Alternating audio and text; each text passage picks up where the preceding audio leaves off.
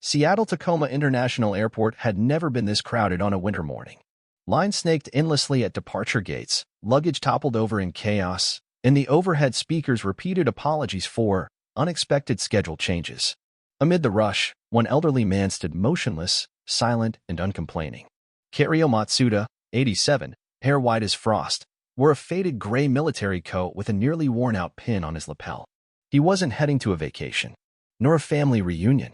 He just wanted to get to Fresno, California, where his wife lay dying in a hospital from acute kidney failure. He had bought his ticket. He'd arrived early. He had done everything by the book. But when he reached the check-in counter, the young attendant, Lauren Wills, shook her head, eyes avoiding his. "I'm sorry, Mr. Kinryo, this flight is full.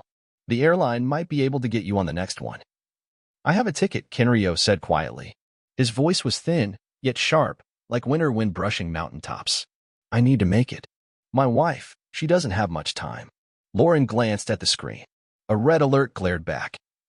"Seat canceled. Internal override. Hold for VIP security clearance." She frowned. This wasn't a booking issue. Not a passenger mistake. "I'm really sorry, sir. It's a security matter. There are 3 high-priority passengers."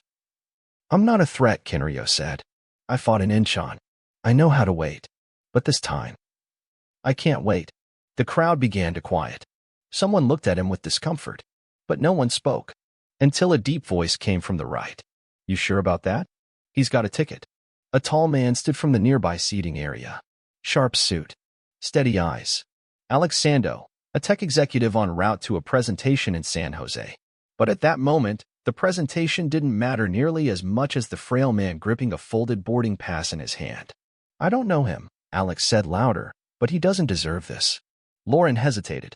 "I really can't do anything. This override, it's from higher up. Possibly FAA or DHS. 3 seats near the emergency row were flagged." Alex looked at Kinryo, then at the crowd. "Then I'll give up my seat." The check-in counter went still. Lauren blinked. "You're giving up your seat?" "Yes." "Let him take it." Kinryo shook his head, but Alex smiled gently. "I can zoom in from anywhere." But he can't hold his wife's hand through a screen. Then a woman's voice cut through the crowd, calm and sharp as a scalpel. "That won't be necessary." A woman stepped forward in a long coat, a steel name badge on her chest. Harris Potter, FAA Division 7 Oversight Officer. Harris Potter moved forward with the calm of someone used to decisions under pressure. Her badge glinted from beneath the coat. She didn't smile. She didn't flinch. "Show me the override order," she said to Lauren. Lauren hesitated, then reluctantly turned the screen toward her. In seconds, Harris read the lines quickly. "Priority override, code or 5. Passenger flagged, Kinryo Matsuda. Reason, sensitive clearance conflict." Another line blinked in red. "Do not board, internal risk potential. Await DHS confirmation." Harris frowned. Internal risk potential? That was vague language. The kind agencies used when they didn't want records to say the real reason. "Who submitted this code?" she asked. Lauren shook her head. "There's no name. Just a symbol." "A blue orchid?" Harris interrupted. Lauren nodded. Harris exhaled slowly. "Orchid Blue." No one had mentioned that group since 2006, a covert ops unit that handled strategic disappearances. But they'd been disbanded. At least, officially. Alex stepped closer. "You're with the FAA, right? If he's being blocked illegally, you have the authority to override it." Harris looked at Alex. Her gaze softened just slightly. "I do. But I need to understand why an 87-year-old war veteran is tagged as a national risk." She crouched in front of Kinryo. "I. Mr. Kinryo, I need to ask you this. Is there any reason the government would consider you a threat?" Kinryo raised his head. His eyes, fogged with years, still shone like steel drawn from a sheath. "In 1952, I was a signal operator near Hysan, close to the Chinese border. During a raid, we captured a North Korean engineer. He handed me a notebook, schematics of a secure communications network. I didn't turn it in. I kept it. After the war, I hid it. I thought I might use it to bargain for POWs who never came home." The terminal froze. Harris stared without blinking. "Do you still have that notebook?" Kinryo nodded. "It's in a deposit box. In Fresno. But I've been followed for years. I haven't spoken of it in decades. Now, my wife is dying. I don't want to take that secret to the grave." Alex was speechless. Harris took a long breath. She pulled out her phone and began typing a high-clearance string. I'm lifting the ban. No one has the right to keep a man from his dying wife. Lauren trembled. But what if they come after you for breaking protocol? Harris glanced at the screen. I'll log it under Section 49B of the Aviation Security Act, Emergency Humanitarian Exception. She turned to Kenryo as if he were the only one left with dignity in a world of bureaucracy. You're getting on that plane. The Western Sun Airlines Boeing 737 sat at Gate C-22, Flight 417 to Fresno. Final technical checks were completed. The crew ready to board, but the common side the aircraft was a fragile illusion. 3 seats in row 10 had been flagged under technical hold, yet no technician had touched them. The list of special passengers was withheld. The crew had been ordered to maintain classified silence. Kenryo boarded with Alex Sando and Harris Potter escorting him personally. Seat 21A, the flight attendant said. Window. Near the emergency exit. Kenryo nodded, visibly relieved. He hadn't flown since 1989, when he testified in a classified congressional hearing he was never allowed to mention again. Alex took the seat behind him, 22B. He said nothing, just placed a steady hand on Kenryo's shoulder as he sat down. Harris wasn't boarding. Before she turned to leave, she whispered to Alex. Those 3 special passengers rerouted from D.C. to Fresno within 24 hours. I traced their IDs, no civil database matches. But an old North Korean weapon system appears in one of their cargo manifests. They're transporting something? Alex asked. Or fleeing someone, Harris replied. Be careful. If it escalates, use the FAA app when installed. The cabin doors closed. A calm male voice spoke from the cockpit. Welcome aboard Flight 417. We'll be departing shortly. Expected arrival for 05 p.m. in Fresno. In the air. Altitude, 36,000 feet. The sky outside was torn with heavy clouds. Inside, the cabin settled. Kenryo gazed quietly out the window. His hand clutched his coat pocket. Inside, a letter for his wife he hadn't mailed. He wanted to hand it to her, in person. A flight attendant brought him water. Thank you for your service, sir, she whispered, having noticed the pin on his chest. Kenryo only nodded. Row 10. 3 men in black suits sat silent. No laptops. No phones. One held a metal case beneath his feet, hand never leaving the handle. Alex noticed. They weren't business travelers. Not intelligence, either. More like military engineers trained for counter-signal warfare. A light tremor. Ladies and gentlemen, we are entering mild turbulence over the Sierra Nevada. Please remain seated. As the plane tilted, something slipped from one man's backpack. A rubber-cased military-grade flash drive. Alex saw it. He rose, pretending to head to the restroom, but instead unlocked the FAA app Harris gave him. Emergency confirmation? He hesitated, then selected Send Protocol Motion Image. The app transmitted slowly. Faces, item, flight coordinates. Less than a minute later, a reply. Hold position. Inspection team will intercept after landing. 3:42 p.m. The plane jolted violently. Several passengers cried out. But this wasn't turbulence. A faint pop behind, seat 25C was empty, a woman ahead slumped, unconscious. Flight attendants rushed over.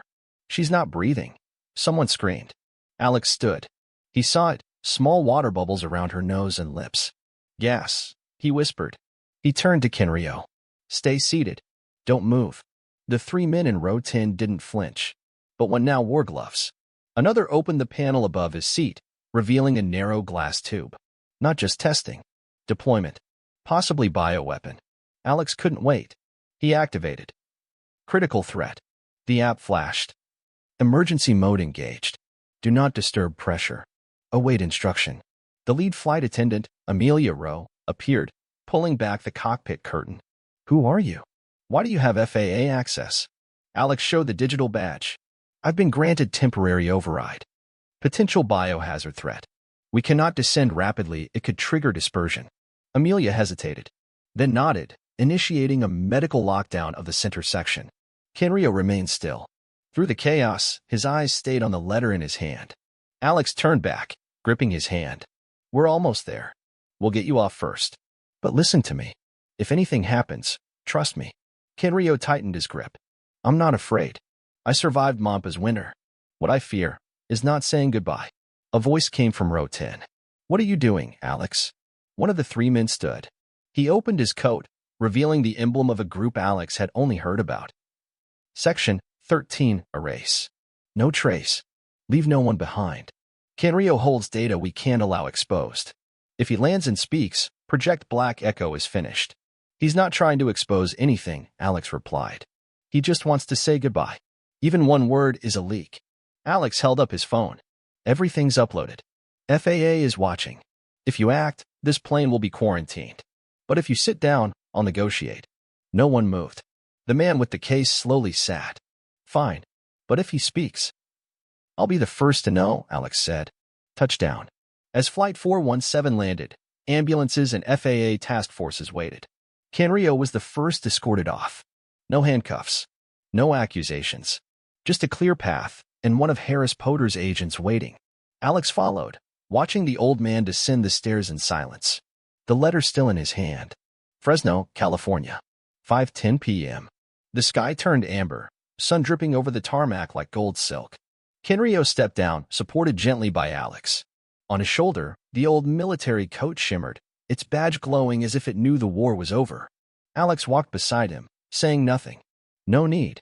What they shared mid-air glances, silence, defiance, trust, bound them more than time or titles ever could.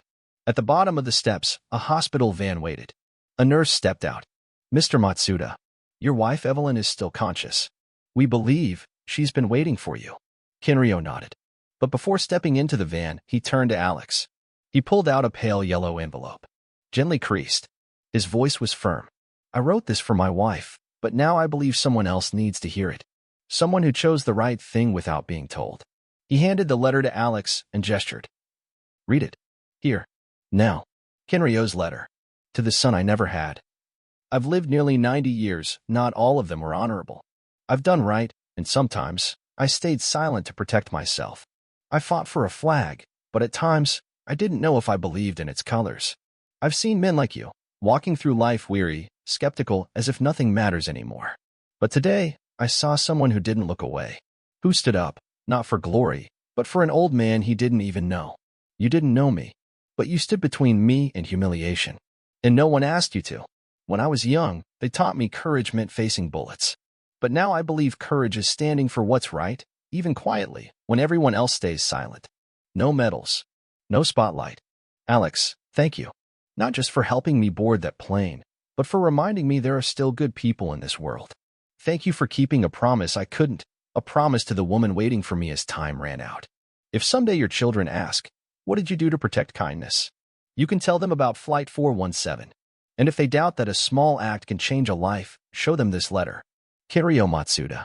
Alex stood frozen. His chest swelled with a heat he hadn't felt in years, not from machines or encryption keys, but from truth. You don't have to thank me, he whispered. Kenryo smiled. I'm not thanking you. I'm acknowledging you. And I hope you live with that, like a lantern bearer, never letting it go out, even if no one sees it. Alex nodded. His eyes glistened, but no tears fell. They didn't hug. But the handshake, old, calloused fingers gripping firm, was an anchor in the storm. 6:05 p.m., St. Bridget Hospital, Fresno. Room 214A glowed in the golden hush of evening. Evelyn Matsuda lay still, her line humming. Her eyes barely open. Kenryo entered. No words. No tears. Just his hand over hers. Evie. I'm home. Her eyelids fluttered. Faint, but enough to find him. You kept your promise. Kenryo bent forward, forehead to hers. Even if it's the last storm, I'll always find a way back. He unfolded the letter and read it to her. Softly, steadily, his voice trembling, but never breaking. The next morning, a short clip was shared online by a passenger from Flight 417, just a few seconds, showing Alex standing between an old man and three black-suited figures. The caption? This is what standing up looks like. You don't need to shout. You just need not step back. The clip went viral. But what mattered most weren't the shares, it was what happened afterward. Passengers said they changed. One person called their mother after years of silence. Another helped an elderly man cross the street instead of pretending not to see. A 17-year-old girl signed up to volunteer at a hospital. A month later, an envelope arrived at Alex's address. Inside, an old military badge, set in a velvet box. Inscribed, "For the one who did not look away. Cam." A handwritten note accompanied it. If someone asks me, can the world still be trusted? I'll tell them about you, Alex Sando. We don't always have to change the world. We just can't ignore it when someone needs us. Because even the quietest kindness echoes farther than any anthem. Flight 417 landed. But Kinryo's thanks still flies.